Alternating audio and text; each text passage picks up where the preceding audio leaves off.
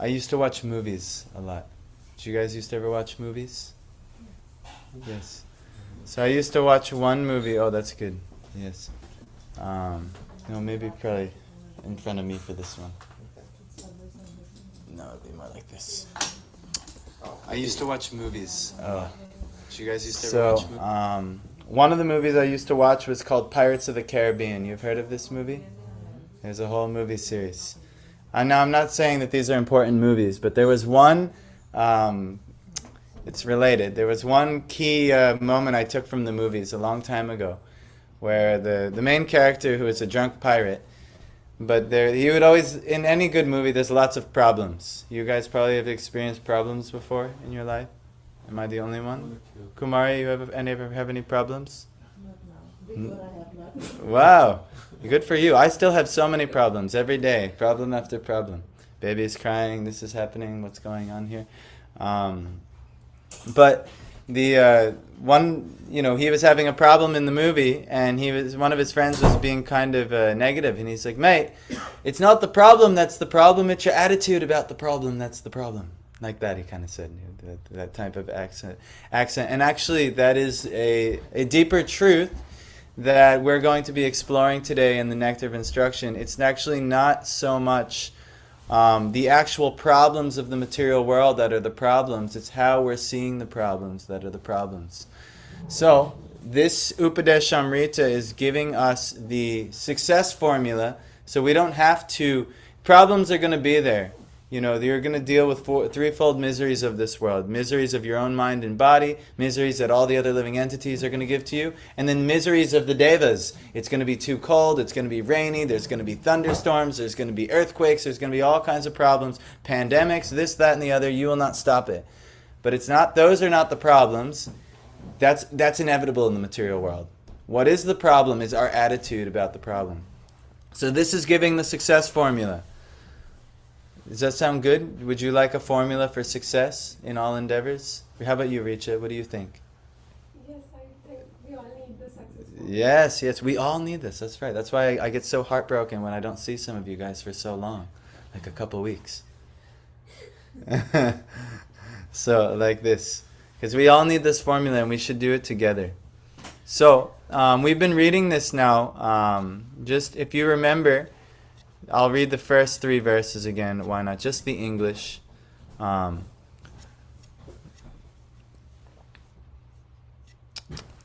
the first one is a sober person who can tolerate the urge to speak, the mind's demands, the actions of anger, and the urges of the tongue, the belly, and the genitals, is qualified to make disciples all over the world. This is very important because if you want success in life, you need to find somebody who can instruct you. And this is what their symptom is. They will tolerate the urge to speak, meaning they will only speak of the absolute truth.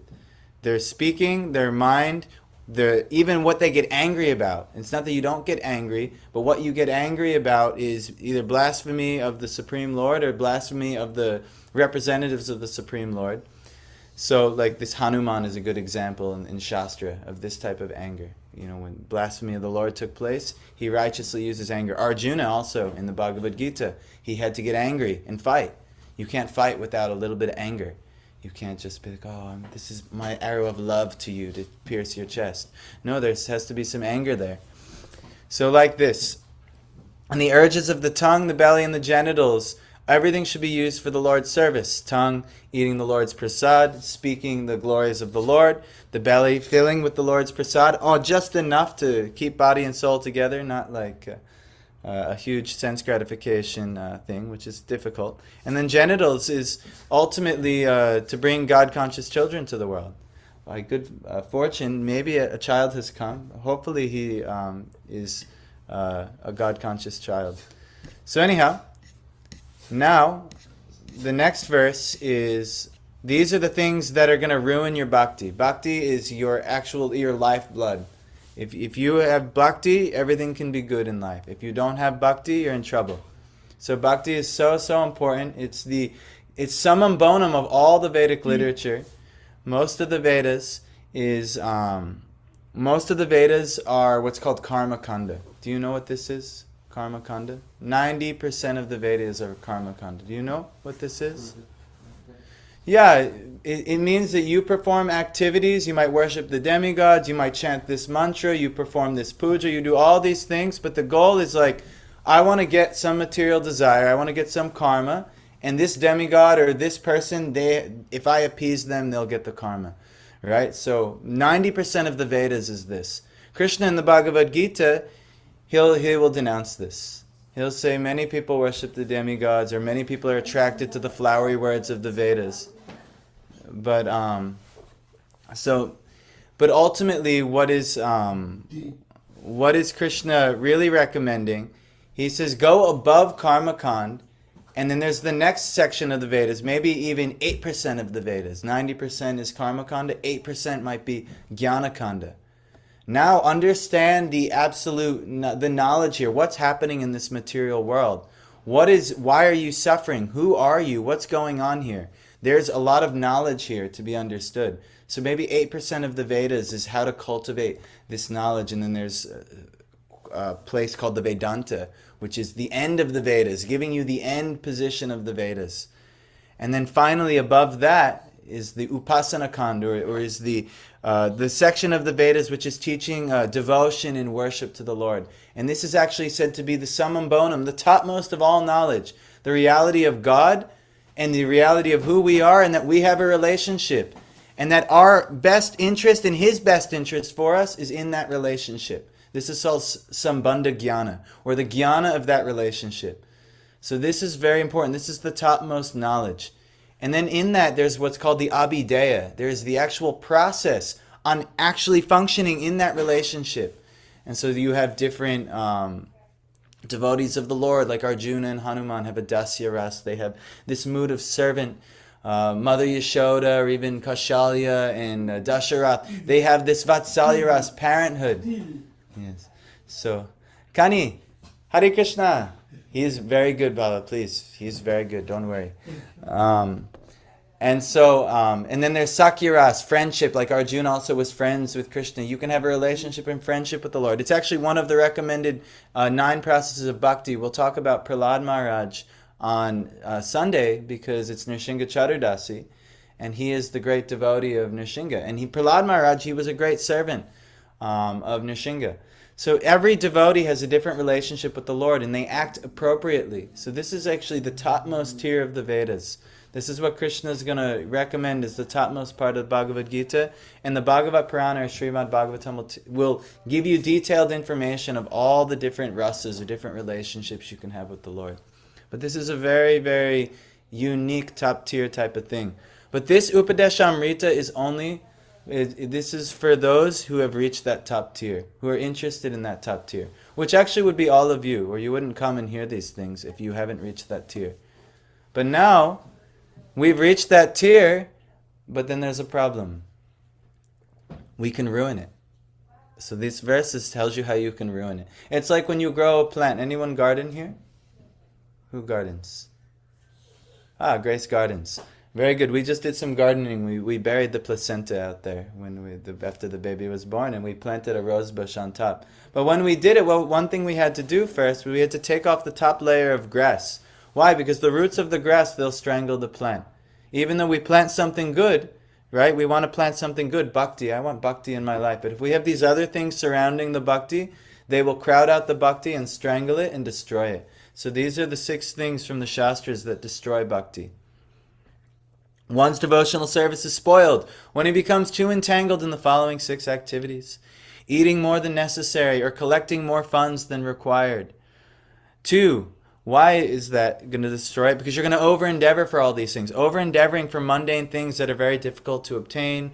I need to get excessive amounts of food stuff. I have to get excessive amounts of funds and all kinds of material things along with it. 3, talking unnecessarily about mundane subject matters. We waste our time. Oh, did you see this happen? Did you see the politics? Did you see these things? These are all worldly things, temporary things. It's a waste of time. It'll destroy our bhakti, actually. There's a verse. It's Labdva Sudarlabhamidam Bahusambhavante. This is from the Bhagavatam. Now I'm on the spot. So now, Manusyamarthadam Anitya Api Hadiraha. Turnam yatetanapated. Anumrityu yavan. Nishreyasaya vishaya kalusar vatasya. So this verse means that after we've obtained something that is so difficult to obtain, meaning this human form of life. Even though it is a temporary position. You only have such a small amount of time here, 80 years, 100 years, whatever it is. You have such a small amount of time, but it's so rare to attain this. Look how many millions of species there are in the world. Look how many millions of life forms, plant, everything. And you have this human form of life. Every other species of life cannot pursue the absolute truth. The human form of life is meant for this endeavor. But what do we end up doing instead? It has the greatest wealth. It's arthadam. It's like the ultimate wealth that you can get. But we focus on... so one who gets this, you should actually immediately endeavor for the absolute truth. Why? Because vishaya, or sense gratification, is available in any form of life. Pigs eat, sleep, mate, sex, no problem. Eat, sleep, mate, and then they get stuff. Well, I have my pig pen over here. I'm going to defend my pig pen. And we get our house, and I'm going to defend my house. Or I get my little complex, or this, that, and the other. And we defend all these things. My properties, whatnot. Pigs can do it. Insects can do it. Birds can do it. The only thing that makes a human being unique is it can actually pursue the absolute truth. So, this verse is stating the intelligent who know this, they immediately endeavor for the highest goal of life. Nishreyasaya. They immediately endeavor. So this is ultimately how we endeavor. But what happens instead is we do all these things that spoil our bhakti. We spoil the ultimate goal of life instead, because we get caught up in animalistic life, and actually our destiny, if we get caught up in these things that ruin bhakti, we will go back into animal species of life. Because you want to focus on lots of food and taking a lot of rest, or this and that and the other thing. Oh, nature's got a perfect body for you. You should be a bear. No problem. Perfect for you. Or it depends. There's infinite amounts of species that are perfect for whatever you're focusing on, especially if you're not focusing on the absolute truth. If you do focus on the absolute truth, Jagadish, Hari Bol, Hare Krishna. So, if you do focus on the absolute truth, though, you have a great opportunity. So, these things, they ruin it. Talking unnecessarily about mundane subject matters. It's called prajalpa. Most conversations we have in life, it's about prajalpa. What did the sports team do? What did this politician do? Criticizing, blaspheming. Let's talk about what this person did wrong. Even in devotional life, it doesn't really matter what people are doing wrong. Let's talk about what can we do right. Now, sometimes you might want to highlight, okay, this thing, if we do this, like these things are talking about things people do wrong, right? But we don't need to, did you see what Ben did today? It was crazy. Michael, you should have seen what Michael was doing. This doesn't matter. This isn't good for us. So anyway, 4, practicing the scriptural rules and regulations only for the sake of following them, or for the sake, and not for the sake of spiritual advancement, or rejecting the rules and regulations of the scriptures and working independently or whimsically. There are scriptural rules and regulations. But we're not like we're not a society where like who follows the rules the best, who knows all the rules and regulations, and who's the best rule follower. No, it's like if you're driving, you're not going to get extra bonus points for following every single rule of the road perfectly. Oh, STOP, I stopped at the perfect time. I used my blinker at the perfect time. You're not going to get there any quicker. It's not going to be any better of an experience. As someone who's a mature driver, they know when the rules are good and when it's like, all right, maybe I can roll through this stop sign. Maybe I can go a little bit off the lane here, no problem. Maybe I can hug. There's a car on the side in the middle of the road here. Maybe I can go around. So like this. So there is... the rules and the regulations, they have a reason. They help you cultivate bhakti. That's the important thing. But if you make it about a big rule-following thing, you'll actually miss the point. It'll spoil your bhakti instead. It's not about following a bunch of rules. It's about cultivating bhakti. So it will ruin your bhakti. The other part also is working independently or whimsically. I don't care what the rules and the regulations of the scriptures say. Red light, who cares? I'm going to go whenever I want. Guardrails, who needs them? I'm going to go over here. Let me go into the ditch. Whatever, this is actually, this is very dangerous. So they're both equally bad. Making it a big, who follows the rules the best. And then two is like, who cares about the rules? The rules of the road are good. They create a harmony so that we can all go where we need to go in life. So similarly, for self-realization, the scriptures, they have rules which will guide us so that we can go to where we need to go. And if we just decide, I don't care about them altogether, we're going to get in trouble. Just like, you go through a red light, other car T-bones you, boom, ooh. I wasn't hoping for that in my day. So same thing in life. If we do like this, big trouble. So this will actually destroy our bhakti. Number 5 is associating with worldly-minded persons who are not interested in the absolute truth. 99% of the population, they're not interested in what we talked about, that ultimate goal of human life, nishreyasaya. They're interested in what's called vishaya, which is sense gratification. And that's available in any species of life. What am I going to eat? What should we eat for dinner? I know there's a joke for married couples. Most of the, one of the hardest things is to figure out what you're going to eat for dinner every day for the rest of your life. But there's so much talk goes into like, what's for eating? What's for doing this? Most people also, mating is a very big part of their relationships and things. This way, that way, how are we going to do it? In the hotel, here we're going to go. And so much effort gets put into these things of life. But the pigs do this. The dogs do this. The mosquitoes do this. Even the plants have their form of doing this. Honestly, it's a waste of a human life to only focus on these things. Eating, sleeping, arrangements for sleeping. My bed's got to be like this. I have to have like this, all these things. And every animal, they do that. They make their nest. They have their cave. They have their good arrangements. They have their mates. They have their food sources. A pig can be very happy eating the stool of other living entities. We need a little bit more of a better arrangement. But still, it's the same pleasure, same activity, same pleasure. And then ultimately, defending. I'm going to get a bunch of stuff, and then I'm fearing, this person's trying to get in my cave. This person, the government's trying to tax my thing, and we're spending so much time trying to acquire stuff and defend it. But this is not the point of human life. The point of human life is the absolute truth. What makes a human is you can pursue what is the meaning of life. So almost all of your time should be spent in this endeavor, if you have a human body. So anyway, bhakti is the ultimate conclusion of that the Vedas have to offer. But these things will destroy your bhakti, and it's pretty much getting caught up in worldly things. So associating with worldly-minded persons who will lead you to that thing, who will implicate you in that thing and encourage you in that thing, it will destroy your bhakti.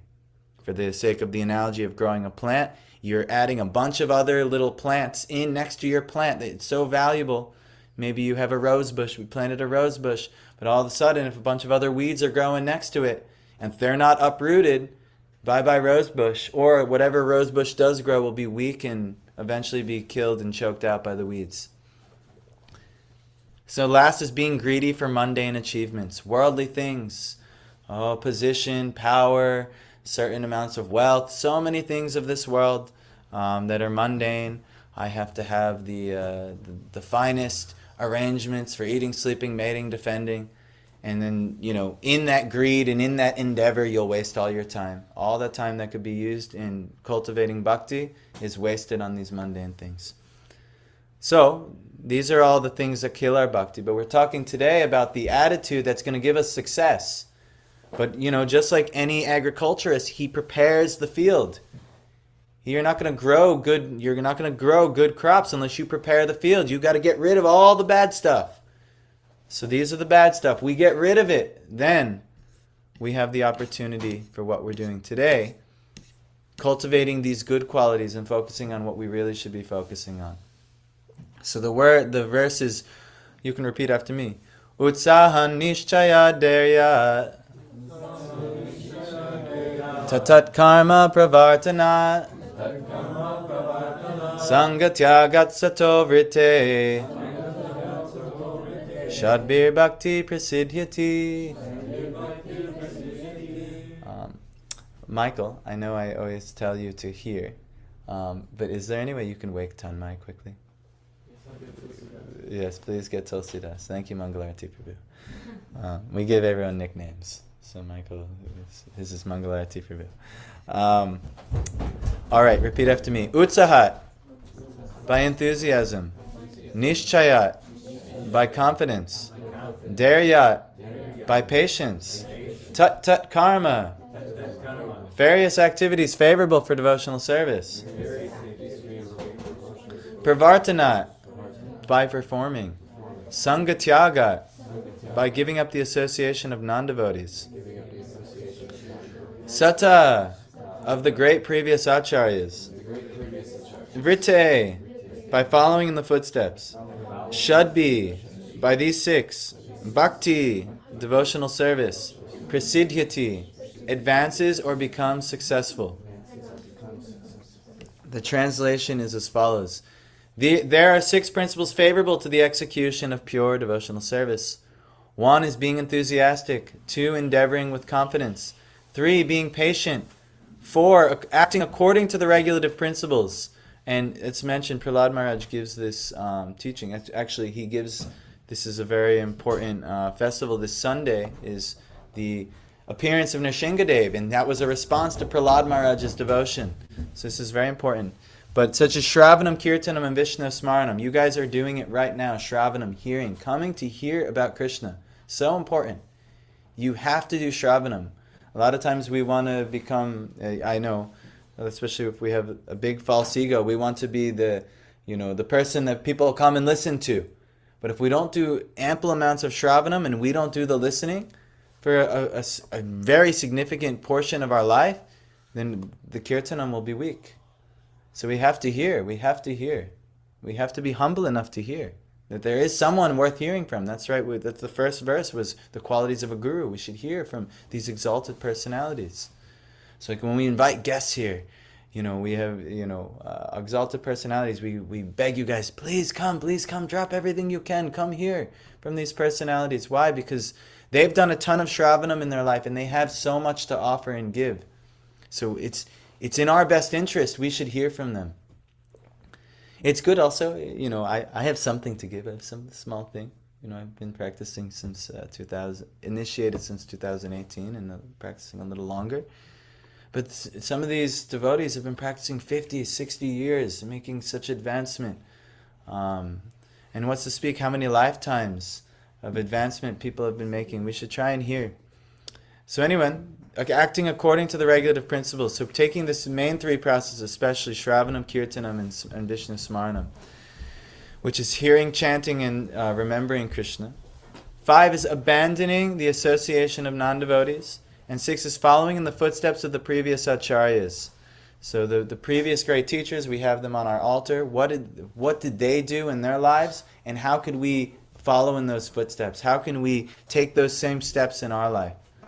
Like Srila Prabhupada, for instance.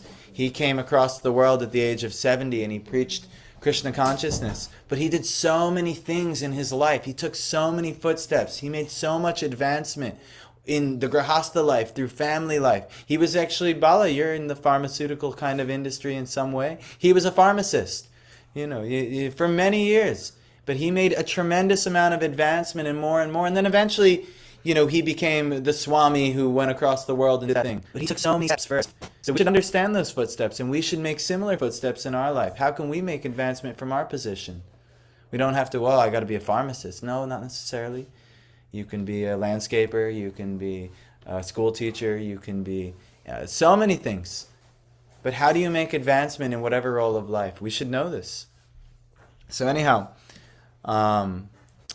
what we've read thus far, I know we've done a lot of kind of context, because we haven't done this class in a few weeks. Prabhupada is explaining what Uttam Bhakti is from this very famous verse in Yabilashita Shunyam, meaning free from material desires. Jnana karma dhyanavritam, free from jnana, the pursuit of jnana even.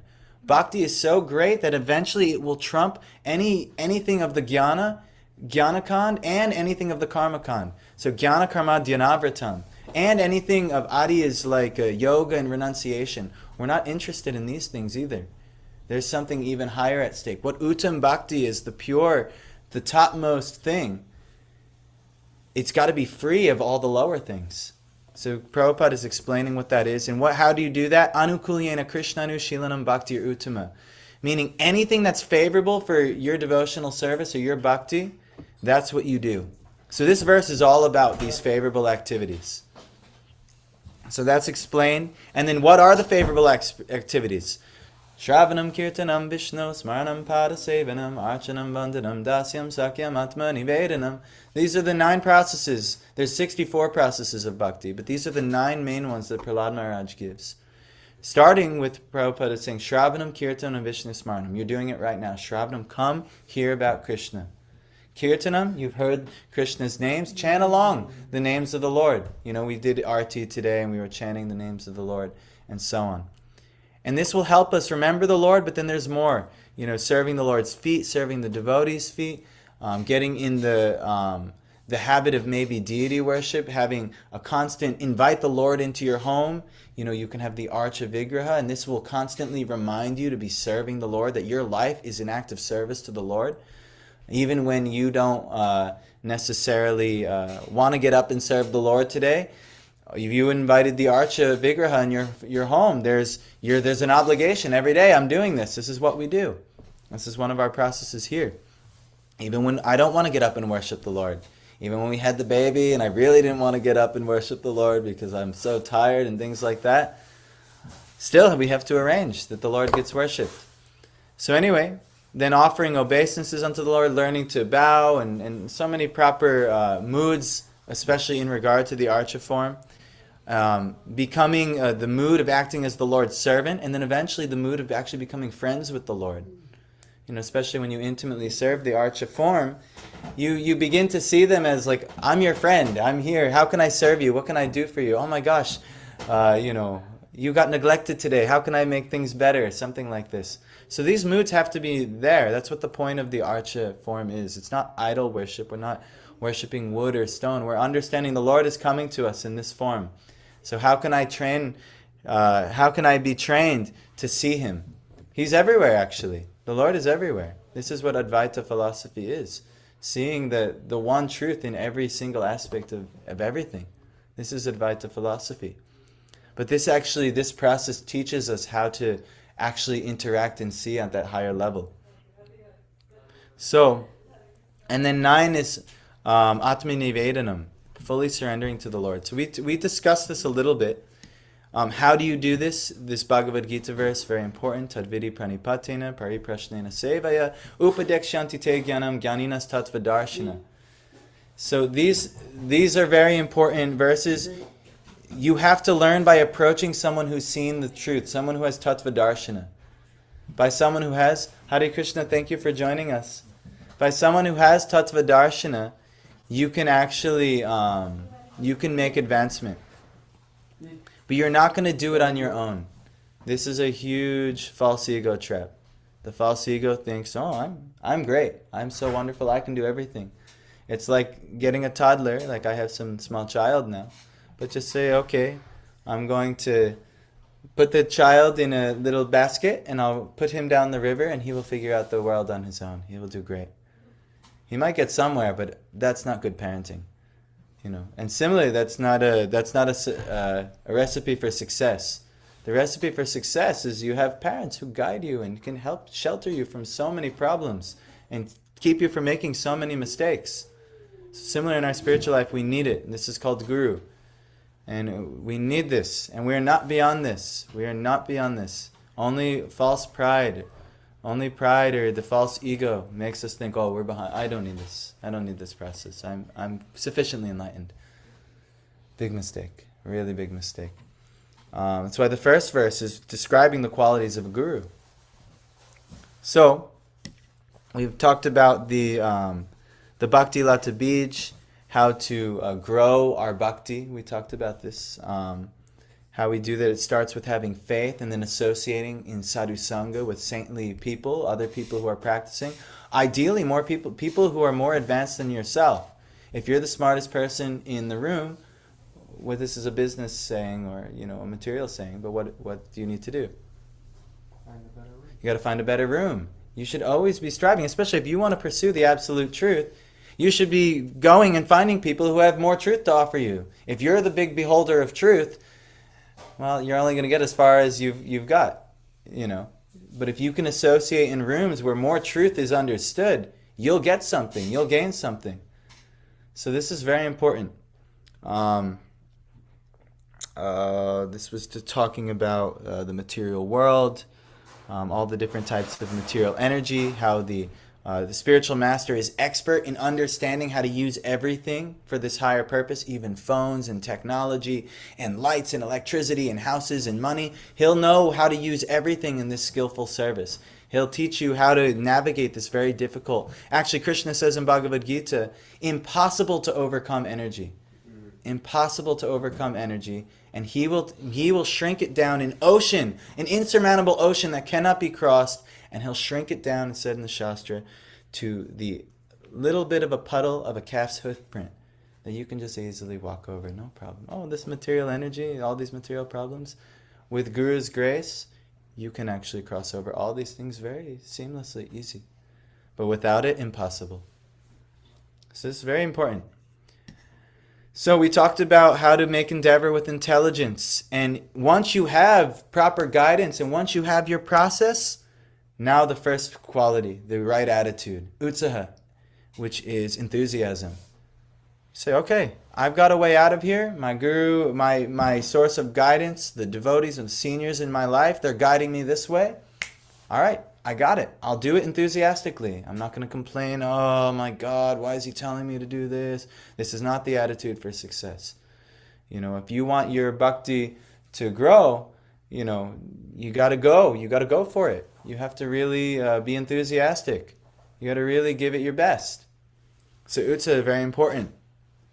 This was the last paragraph we read. These activities must be executed with patience. Yes, a plant. It's not it. Did you ever grow?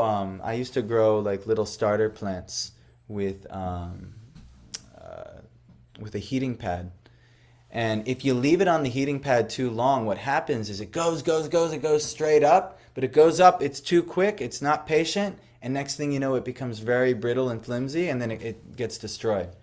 There's an art to growing where it has to root down and be very strong. Even sometimes in our Krishna consciousness, we can get really enthusiastic, endeavoring, and go, and next thing you know, we go way above our level, and then we get burnt out, and then we come crashing back down. So you have to be patient. You have to be patient. Small incremental steps. Make small, serious advancement. But don't try and shoot above your pay grade. If you don't have sufficient roots, if you grow too high, you're going to get destroyed or you'll just topple over in the wind. Right? These analogies make sense? So, this is very important. What guest do we have? Deidre, Hare Krishna. And the analogy given was that a married girl, she might she get married and I want a baby right away. But there's a process to the baby. There's labor to the baby. There's the carrying. There's the whole growing process of the baby. You're not going to get the baby right away. There's a whole set of growth in labor, in trial, and tribulation. And Deidre knows this very well because she's a mother. And now I'm starting to know it very well, and my wife is starting to know it very well. But there's a whole process to how this works. Same with bhakti. But we have to be enthusiastic, we have to be patient, and we have to endeavor with confidence. We know that this is going to lead us to success. I'm going to stick to the process. My guidance, my guru in life has guided me. My gurus in life are guiding me. There's all kinds of types of different gurus. You might have heard of them. There's the Vartma Pradarshika Guru, the person who shows us the path of bhakti.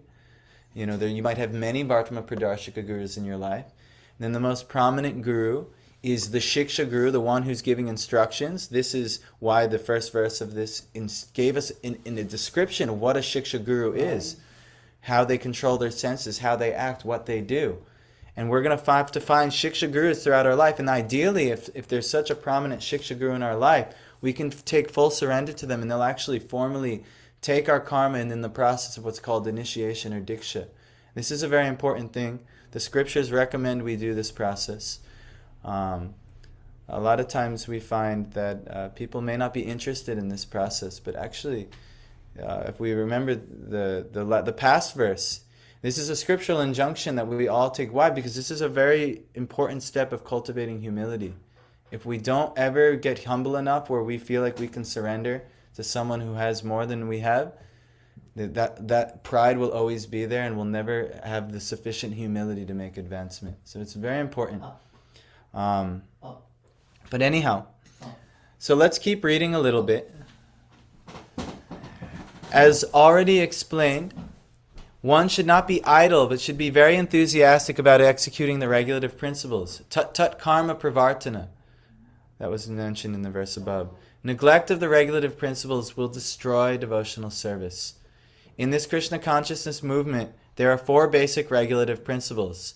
So there's forbidding illicit sex. This includes, masturbation. This includes all of the... really, ideally, if we're very attached to sex life, there's something that we're still in bodily consciousness. We're not very, very much attracted to the spiritual consciousness. The impulse is due to our bodily consciousness. Now, there is a way to use it in Krishna's service. There is illicit sex, how to do it. It is the childbearing process, and it is for purpose of raising a God-conscious child. But most sex life is not that. It's for the spirit of enjoyment, enjoying the body, enjoying the senses, and actually that's based on illusion, because we think we are these bodies, we think they're these bodies, and we're enjoying their bodies, but actually these are just the physical elements and the temporary arrangements, the temporary vehicles, for a crude and maybe gross analogy, like crashing vehicles into each other in some intimate way. But actually, it's not necessarily beneficial to the people inside the vehicles, unless used in this proper manner. There are, actually Devaki Devidasi, she wrote in her book, there are some semantics on how to make advancement in this, where it's not necessarily all about sex life just for having a child. That's actually, even Prabhupada has instructed disciples on how to make advancement towards, ideally the topmost, you're just doing it for procreation. You're so Krishna conscious, you're not attracted to the bodily thing at all. But most of us, we don't start there.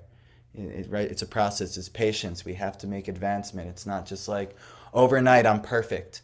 No, it's a very patient process. Just like the growing of a plant. It's not going to happen overnight. And if you do try and accelerate the process too quickly, like with your heating pad, like, it grows too high and it doesn't have the sufficient roots, and then it'll topple over as soon as the wind comes or anything like that happens. So anyhow, but these regulative principles have to be worked towards. And neglect of them will destroy devotional service, as Prabhupada is saying. So forbidding illicit sex, meat eating, it's a lack of mercy. If you just think, that animal's life doesn't matter. It's already there, and we, support these type of endeavors. It actually has a very deleterious thing on the consciousness. And actually not just meat eating, believe it or not, onion and garlic. They're actually said to be akin to meat eating. They have similar properties. There is a Vedic lore of how the onion and garlic even manifested in this world, and it's actually said to be from an improper animal sacrifice, which is a very interesting thing. Prabhupada tells the story. But even onion and garlic are said to have the same type of physical deleterious effects that meat eating has on the consciousness. So if you haven't maybe gotten rid of onion and garlic in your life, it's very, very beneficial. Especially if you're trying to cultivate this more pure body, to actually take these things seriously. So I would recommend to try and avoid these things.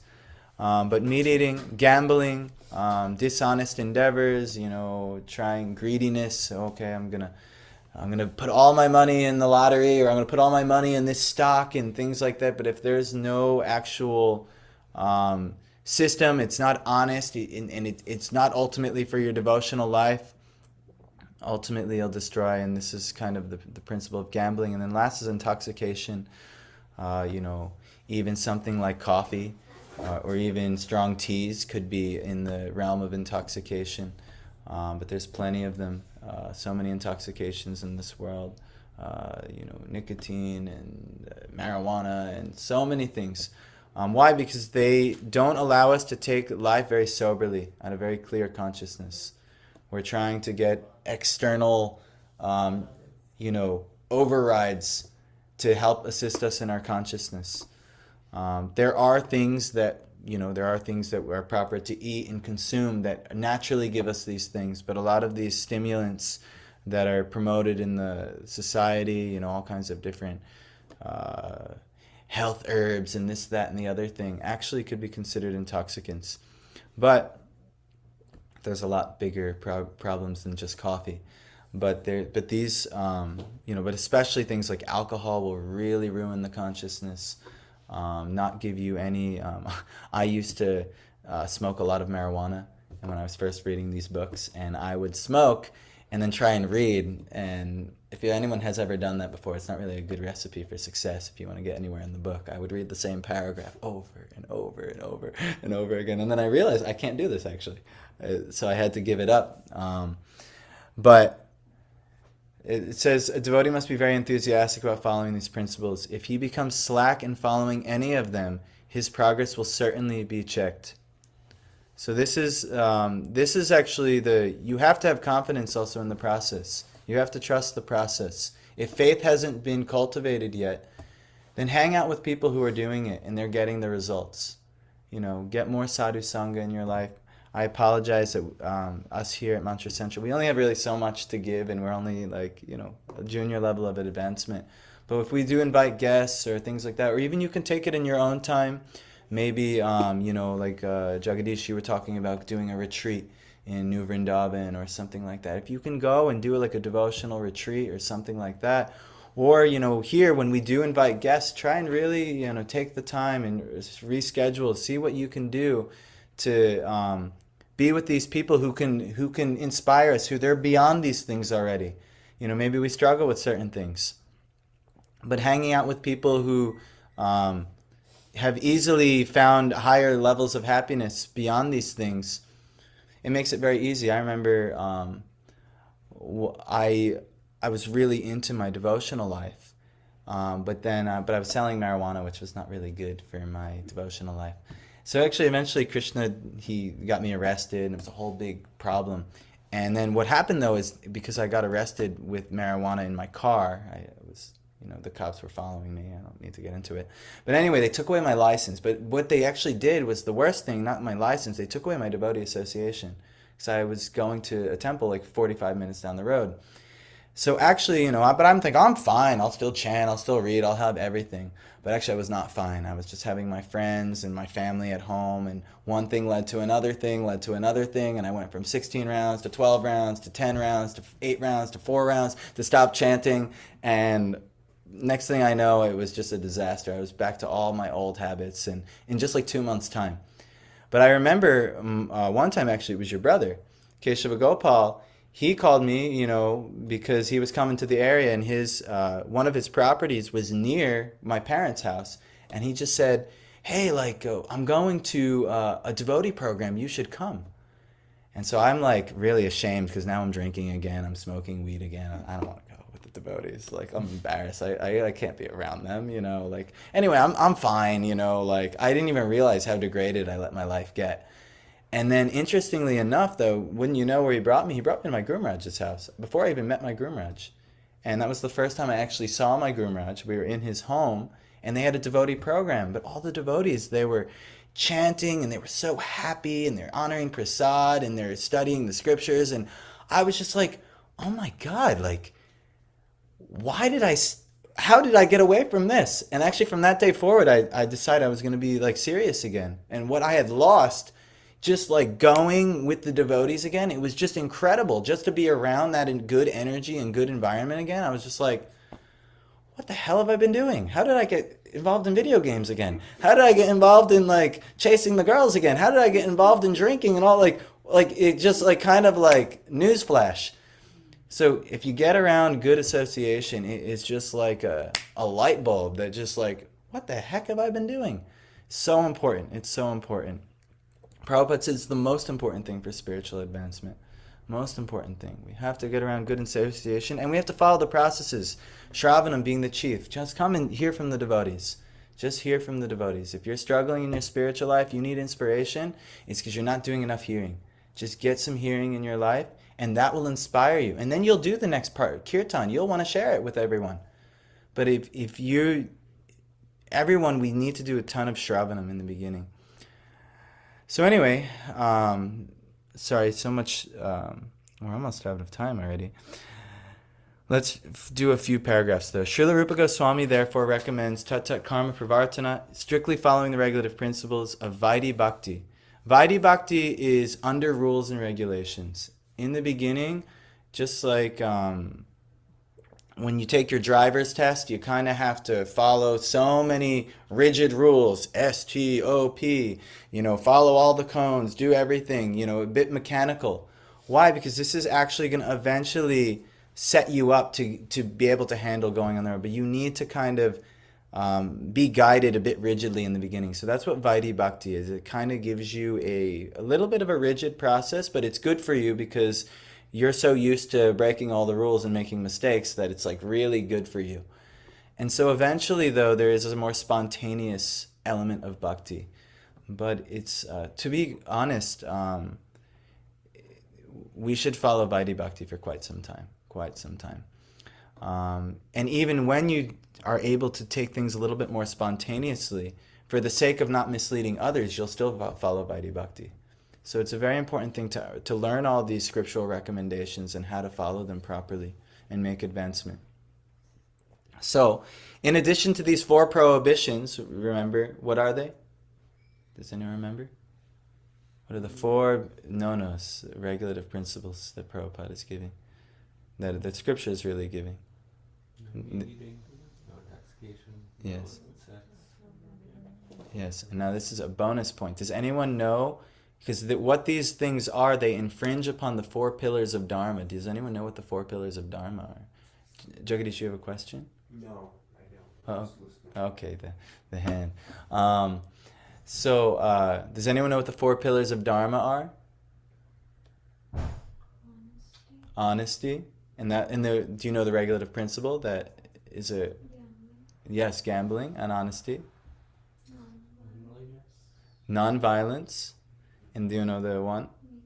Meat eating, because it's infringing, you're being violent to harvest the meat. You said cleanliness? Yes, and which one is breaking cleanliness? Probably illicit sex. Yes, illicit sex. Yes, these illicit relationships and things like this, and even the whole desire for this is an infringement on the Vedic cleanliness, internal and external. It's not just like, I take a shower, I'm very clean.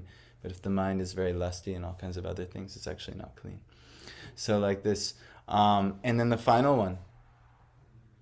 Do you know? It's austerity or discipline. And intoxication breaks that down immediately. Taking intoxications is not a very disciplined thing, That's why, boxers and things like that, when they train for a fight, they clean up everything, no sex life, everything. They're very disciplined.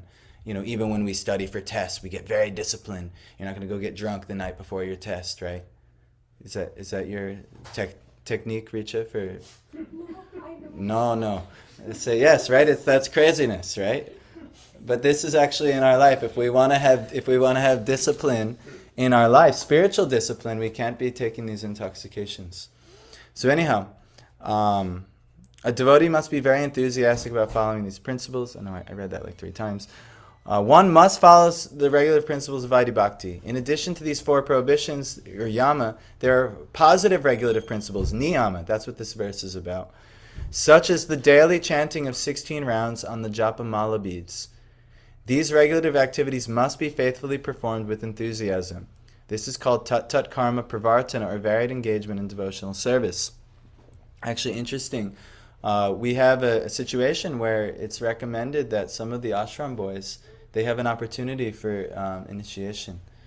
And then one of the principles, in order to get initiated, one, you should find a guru you can be very inspired from. That's step one. You should have someone that you can be inspired from. But once you have that, then you follow these basic things. One is you don't do these four. You try your utmost best to not do the four bad things that we just mentioned, breaking the pillars of Dharma. And then two, that you take a commitment that I'm going to chant on the japa meets. I'm going to chant the names of the Lord. This is the recommended sadhana. So some of the boys, they're doing this now. So it is, and they are inspired by our Diksha Guru, Shamakrishi. He was just here. So they may be taking initiation, one or two or three, maybe even, as early as this Monday, which is very interesting. But these are the positive things that they're gonna subscribe to. Why? Because they can be confident and they can be enthusiastic because they know it works. This process works. Chanting 16 rounds, it works. You're gonna make advancement. Not, under the guidance of the guru, performing devotional activities, and then not doing the things that are going to destroy your bhakti. Those four big no-nos, breaking the pillars of Dharma. So we're actually going to see that actually in this in our little congregation. It's exciting. And Mukunda Prabhu, you might all know Mukunda. He's going to take his Brahman Diksha initiation, which is very special. That will also be. It's likely it'll happen this Monday. If maybe it gets delayed, I don't know, but that's the hope that it's going to happen this Monday. And it also looks like that Bhakta Michael back there, I think he's inspired and enthusiastic to take this step. So maybe next time you'll see him this Sunday. But even if you don't come this Sunday or Saturday, the next time you see him, will likely have a spiritual name and he'll be formally initiated into this process, which is very special. And we should be very congratulating. So Haribol to Michael taking this step. It's a very good step. And it is recommended for everybody. No matter how old or young or smart or ugly or this, that, and the other. Doesn't matter what it is. Everyone is recommended to take guidance and to formally surrender themselves to Krishna in this way. And this was common. Krishna did it. He had Sandipani Muni as his guru. Lord Chaitanya did it. Everyone, hey, look, this is my wife and son. If you haven't seen the baby. In this. So like this, very much recommended. So where are we? Furthermore, in order to be successful in devotional service, one must give up the association of undesirable people.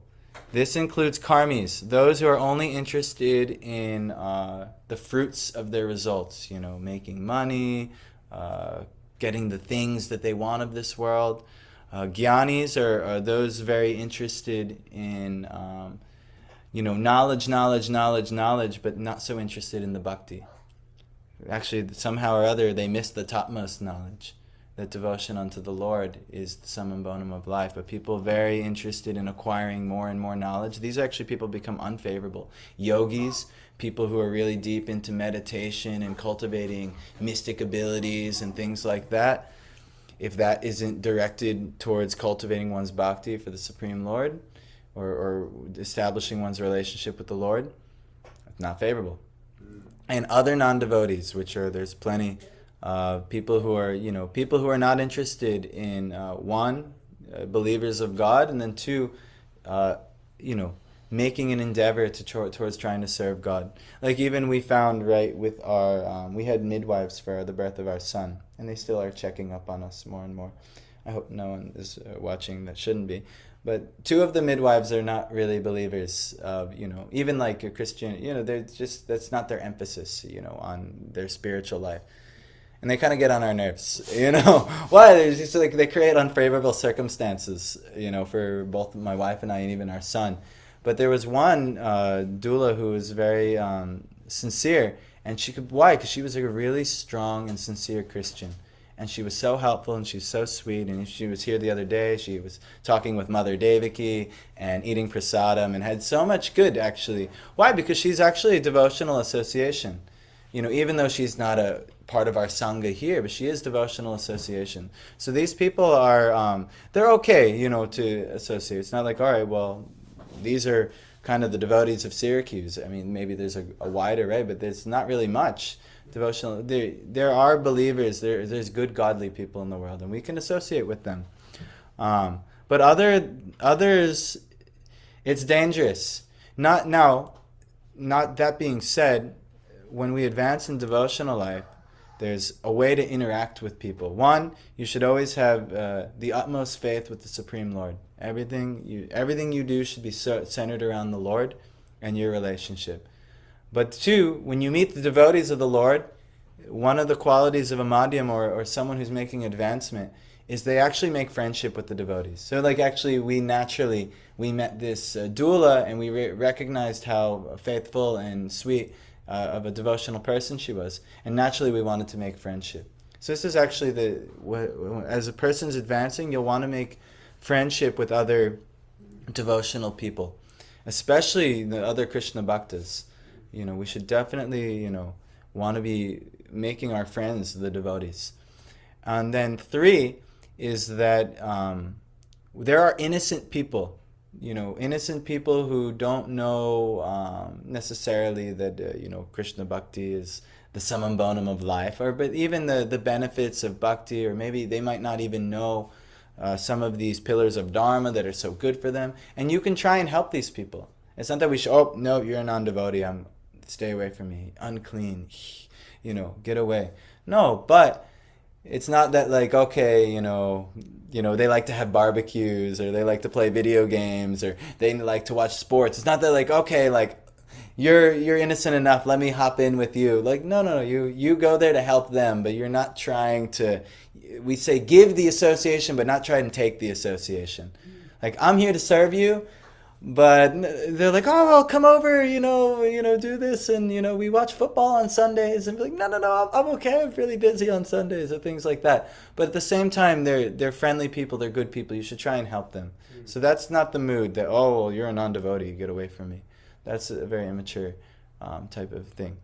But there are those who, and sometimes those people shift into other types of people who become inimical to devotional life. They become very unfavorable to devotional life. Maybe they are trying to create obstacles in your life. They're trying to create obstacles in you pursuing your devotional life. And these people should just be completely neglected and avoided altogether.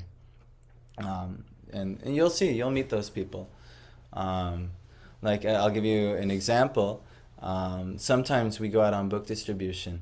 And yesterday, me and Michael, the weather just cleared up and this beautiful sunny sky came out. And I hadn't been out on book distribution in weeks, so I was craving. I'm like, come on, Michael, we're going. And I park the car and I get there, and the first thing I see is a Christian boy trying to preach to Michael.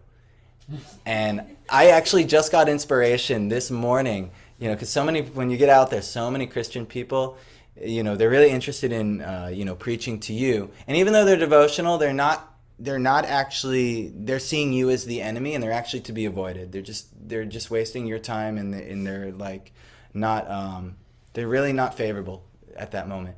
So I decided when this happens, I have a new plan. So I see Michael getting harassed by this Christian, and I said, Michael, and he looked at me, and I was like, we have to pray for him.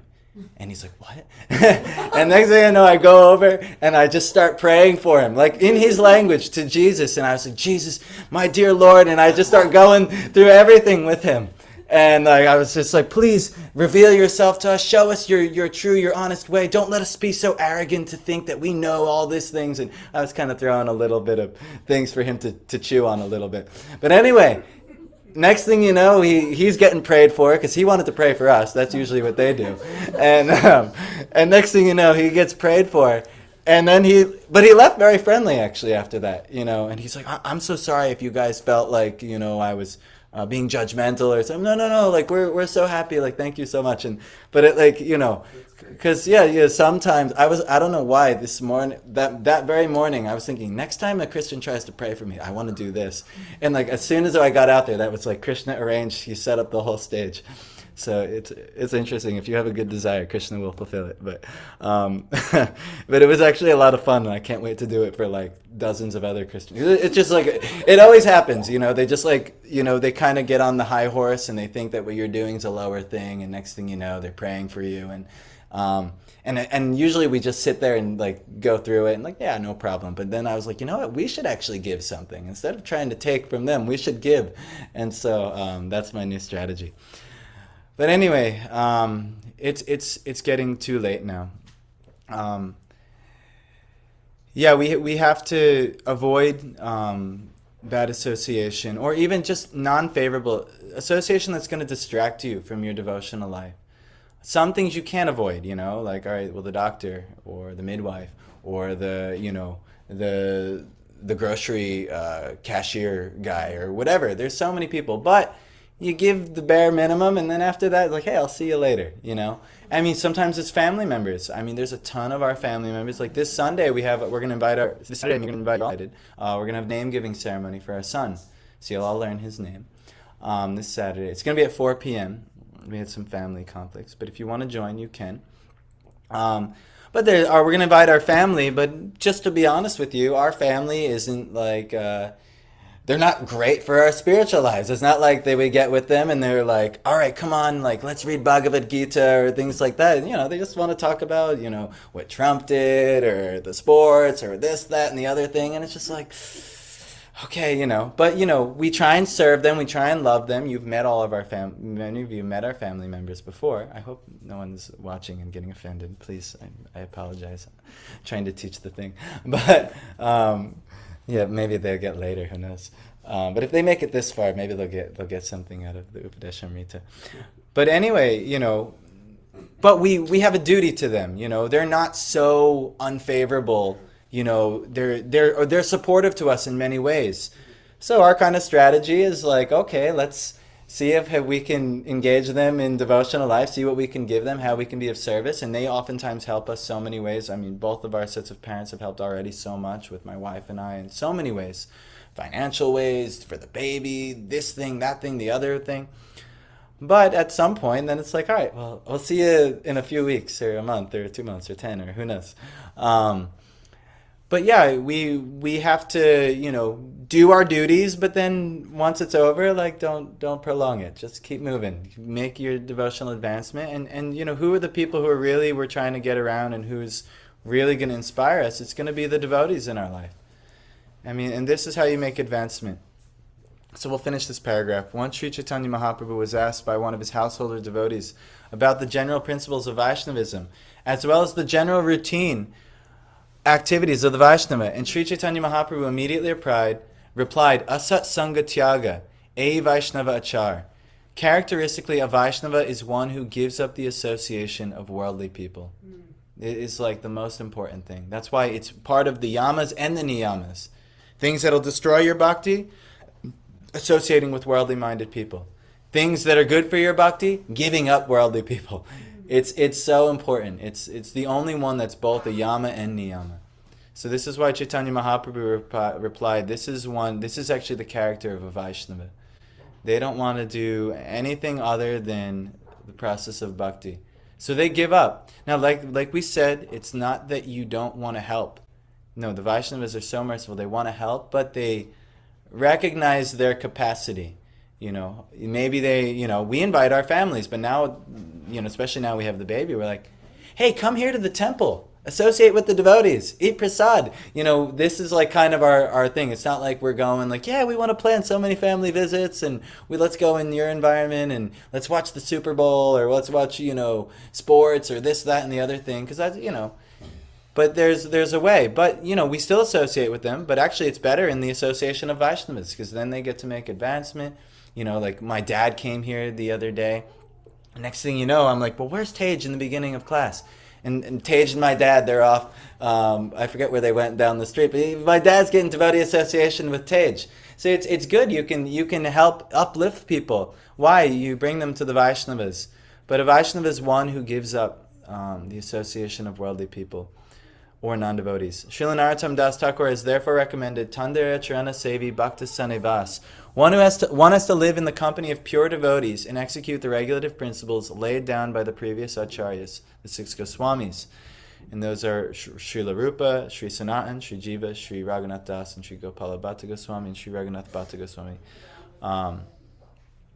So they are our acharyas in our lineage. They are the chief disciples of Chaitanya Mahaprabhu on how to, and Chaitanya Mahaprabhu is no ordinary person. He's an avatar of Krishna, so he's letting us know what to do in this age. So they're the ones showing us the way. In Prabhupada's books, in this book in specific is Rupa Goswami's work. So all of Prabhupada's books are leading us to the works of the Goswamis, or giving us the works of the Goswamis in a very digestible way. But if one lives in the association of devotees, there's little chance of associating with non-devotees. The International Society for Krishna Consciousness is opening many centers, like this one, just to invite people to live in the company of devotees and practice the regulative principles of spiritual life. That's why we meet people, and some people are really sincere, and that's why I'm like, hey Peter, hey Ben, you guys should live here, things like that. It's not just like, hey, we need help paying the rent or things like that. It's actually like, this is what's really good for everyone, is when devotees are living amongst each other. And this way, it prevents so many problems when the devotees are together. And that's why, we here, ideally, we get rid of all the Airbnb, and we just have like a house full of devotees. That's our ideal. We'll see if Krishna somehow manifests it one day. But this is, ideally, all of our homes become homes where only devotees are residing. And families where only devotees are residing. Family life isn't unfavorable. It only becomes unfavorable when the central ethos of the family isn't devotional life. So this is our goals as devotees. We're trying to create devotional environments. So this very important principle is avoiding the association of the non-devoted. Especially, and when you get a little fixed in your practices, like for us, for at least me and my wife personally, Krishna Bhakti is our path.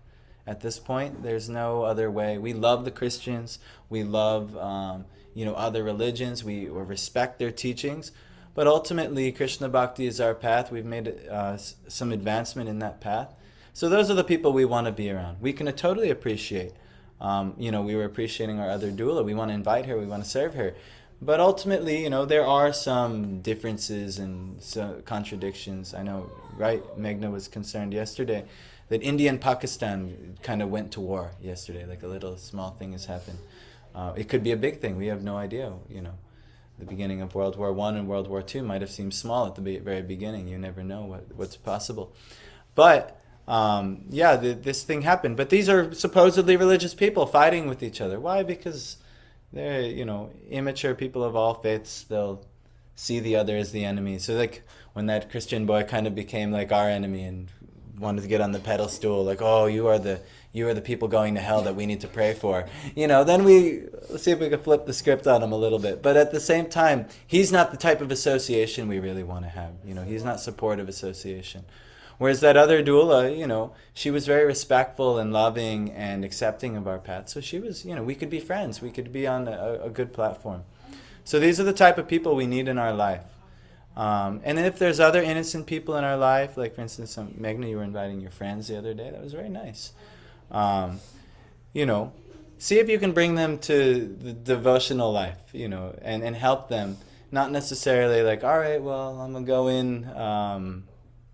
yes, let's watch, the Barbie movie together, or, whatever, who knows what people do. So anyway, these are just some things to think about. Is there anything, we're 15 minutes over, is there anything pressing? Does this all make sense? Yes? So Richa, all non-devotees will be gone from your life tomorrow? Wow, very nice. That's a big commitment. Hopefully I can make that commitment. I'm not ready in some ways, so that's very good. Yes, it's very good. And anything from anyone? Question? Time for prasad? Do you guys want to, maybe we can take just maybe like 2-3 minutes to just chant like a few heartfelt Maha Mantras? You know, it's very important to really immerse ourselves in this process and understand, like, we are calling out, as Devaki Devidasi was saying in her class on the Holy Name, like a child, and Prabhupada, she's not making it up, Prabhupada is saying we should call out like a child is calling for his mother. This has become very, very visceral and real to me now. I'm seeing my child call out to his mother so frequently in my life, and I see the desperation that he's having in life. And actually, this should be our position too. We should realize we should not be so full of pride to think that, oh, no, I got this. It's all good here. Actually, we're in a predicament here in this material world. And when we're in a good place spiritually, we realize that, and we are calling with the utmost urgency for the Lord. So maybe we can take yes. I did happen to get two of her books, the one on pride and the one on the later part of life. And I haven't read all the books, but I found myself jumping to the back of the book where she gives the real message, which is the Maha Mantra and Japa, and how in each book she's talking about these specific things, but she's going that the real source of power, grace comes from devotion to the name. Yes. And she makes that point. It's a matter of fact, I think that's identical chapter in each book. Yeah, she puts that in there. Yes, I mean, it's not coming from nowhere. This is our main process, is to surrender to the name of the Lord. The name is the access gateway to any other facet of the Lord. You won't be revealed the form, you won't be revealed the qualities, or have any access to the pastime without first approaching the name. And then still, in all of those things, the name is always approached. It is the Lord. It is the most merciful form of the Lord. So may we realize our predicament here, and may we call out with sincerity together. And I apologize that I didn't chant the Guru blessings because I was sensing a lack of time today. But I'll end this